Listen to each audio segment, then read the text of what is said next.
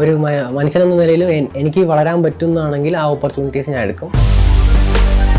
എനിക്ക് സെൽഫായിട്ട് തെറ്റ് ചെയ്തെന്ന് തോന്നിയിട്ടും ഞാനത് തിരുത്തുമെന്നുള്ള പ്രതീക്ഷയിൽ ഞാൻ കൈവിട്ട് പോയി എന്ന് വിചാരിച്ച സ്ഥലങ്ങളിൽ പോലും എൻ്റെ കയ്യിൽ ഒരുപാട് വലിയ തെറ്റുകൾ ഉണ്ടായി എന്നുള്ള സ്ഥലങ്ങളിൽ പോലും ഒരു റെസ്പോൺസിബിൾ പേഴ്സൺ ആയതിനു ശേഷം കുറച്ചും കൂടി എൻ്റെ തെറ്റ് ശരിയും കണ്ടുപിടിക്കലായിരിക്കും എനിക്ക് മെയിൻ. പക്ഷെ ഒരിക്കലും ബ്ലസ്ലി ആ ഒരു തെറ്റായ ഉദ്ദേശവും മനസ്സിൽ പോലും ഉണ്ടായിരുന്നല്ലോ അല്ലേ?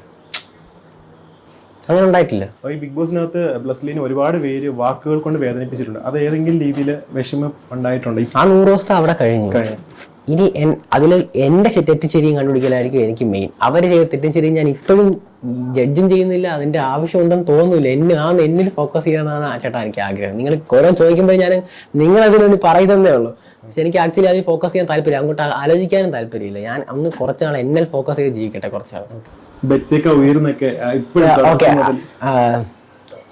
ഒരുപാട് ഞാൻ കൈവിട്ട് പോയി എന്ന് വിചാരിച്ച സ്ഥലങ്ങളിൽ പോലും എൻ്റെ കയ്യിൽ ഒരുപാട് വലിയ തെറ്റുകൾ ഉണ്ടായി എന്നുള്ള സ്ഥലങ്ങളിൽ പോലും ഇനിയൊരു പെൺകുട്ടി പോലും എൻ്റെ മുഖത്ത് നോക്കുമ്പോൾ എന്ന് ഭയപ്പെട്ട സമയത്ത് പോലും എന്നെ സപ്പോർട്ട് ചെയ്തിട്ടുണ്ട് പലരും.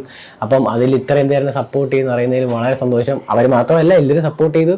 പക്ഷേ എസ്പെഷ്യലി ഈ ആരാധ്യമാരനെ സപ്പോർട്ട് ചെയ്തു. ഞാൻ ഒട്ടും പ്രതീക്ഷിച്ചില്ല. ഞാൻ തകർന്നു പോയ സമയത്ത് ഈ പുറത്തിറങ്ങിയപ്പോൾ എന്നെ വീണ്ടും സ്നേഹം കൊണ്ട് ഫില്ല് ചെയ്തൊരു ഫീൽ. ഈ ഷോയിലകത്ത് നിന്ന സമയത്ത് ബ്ലസ്ലിക്ക് എപ്പോഴെങ്കിലും തോന്നിയിട്ടുണ്ട് ഇത്രയും ഒരു ഹ്യൂജ് ഫാൻ ബേസോ അല്ലെങ്കിൽ ഇത്രയും ഒരു സപ്പോർട്ട് പുറത്ത് ബ്ലസ്ലി നേടിയെടുത്തു അല്ലെങ്കിൽ ഉണ്ടായിട്ടുണ്ടെന്ന് ഏതെങ്കിലും സമയത്ത് തോന്നിയിട്ടുണ്ടോ?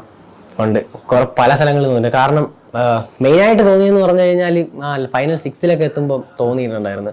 കാരണം എനിക്ക് തന്നെ അറിയാം, ലാലേട്ടൻ വന്ന് എന്നെ വഴക്കും പറഞ്ഞു, മോനെ നീ ഇൻഡിവിജ്വൽ പ്ലെയറായിട്ട് കളിക്കാൻ നിന്റെ ഇൻഡിവിജ്വാലിറ്റി പോയി. അപ്പം എനിക്ക് അയ്യോ സേഫായിട്ട് തോന്നും. അപ്പം ഞാൻ അയ്യോ എന്തോ ഒരു പ്രശ്നം പറ്റിയതോ, ലാലേട്ടൻ്റെ ഒരു മുഖത്തൊരു വിഷമം പോലെ. അപ്പം എനിക്ക് തോന്നി ഞാൻ ഈ വട്ടം ഔട്ടാവും. പിന്നെ ഞാൻ റോൺസൺ ചേട്ടനെ തെറ്റിദ്ധരിച്ചു. അപ്പം അങ്ങനത്തെ കുറേ പ്രശ്നങ്ങൾ എനിക്ക് സെൽഫായിട്ട് തോന്നി. ഞാൻ കുറേ തെറ്റ് ചെയ്തു.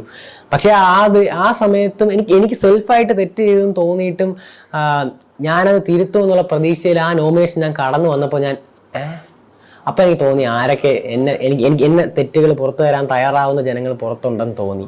അപ്പോൾ എനിക്ക് തോന്നി എനിക്ക് സപ്പോർട്ട് ചെയ്യുന്നുണ്ടെന്ന് തോന്നി. അപ്പം എനിക്ക് ഭയങ്കര ഹാപ്പി. റിയാസിനെ പറ്റി എന്തെങ്കിലും പറയാനുണ്ടോ?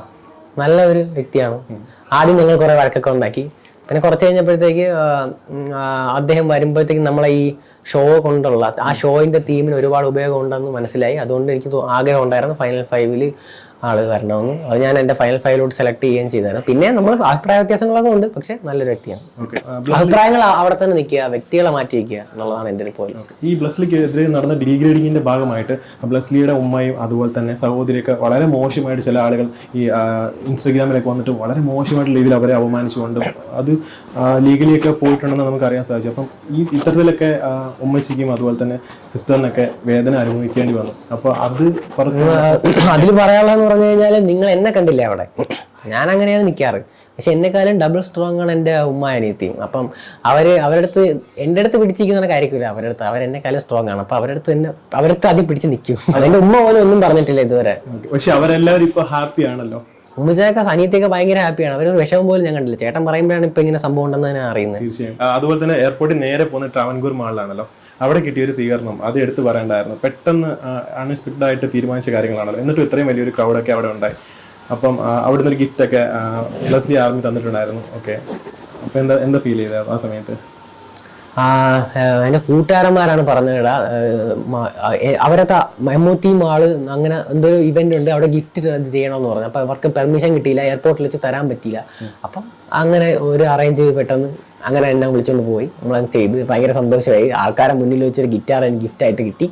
വളരെ സന്തോഷം. എൻ്റെ ആൾറെഡി ഒരു കുഞ്ഞു ഗിറ്റാർ ഉണ്ടായിരുന്നു, പക്ഷേ ഇതും കൂടെ കിട്ടിയപ്പോൾ കുറച്ചുകൂടെ ക്വാളിറ്റിയുള്ള ഗിറ്റാറായിരുന്നു. ഇനി കുറച്ച് ആദ്യം എന്നെ തിരുത്തിയതിന് ശേഷം മാത്രം, ഒരു റെസ്പോൺസിബിൾ പേഴ്സൺ ആയതിനു ശേഷം കുറച്ചും കൂടി ഉത്തരവാദിത്തമായിട്ട് അതിലൂടെ പാട്ട് വഴി എന്തെങ്കിലുമൊക്കെ ചെയ്യണം. അത് കൂടുതൽ കാൽക്കുലേറ്റ് ചെയ്യേണ്ടിയിരിക്കുന്നു. ബ്ലസ്ലിക്ക് മുന്നോട്ട് ഫിലിമിലേക്ക് ഒരുപാട് ഓപ്പർച്യൂണിറ്റീസ് ഒക്കെ കിട്ടാൻ സാധ്യതയുണ്ട്. തീർച്ചയായിട്ടും കിട്ടും. അപ്പം മുന്നോട്ട് എങ്ങനെയായിരിക്കും? ഫിലിമിലോട്ടൊക്കെ വരുവാണോ? എങ്ങനെയായിരിക്കും? എന്തൊക്കെ തീരുമാനങ്ങളാണ് പുതുതായിട്ട് എടുക്കാൻ പോകുന്നത്? ഒരു വ്യക്തി എന്ന നിലയിലും ഒരു മനുഷ്യനെന്ന നിലയിലും എനിക്ക് വളരാൻ പറ്റുന്നതാണെങ്കിൽ ആ ഓപ്പർച്യൂണിറ്റീസ് ഞാൻ എടുക്കും. അതിലേതാണ് നല്ലതെന്ന് നോക്കിക്കഴിഞ്ഞാൽ ഞാൻ സെലക്ട് ചെയ്യും.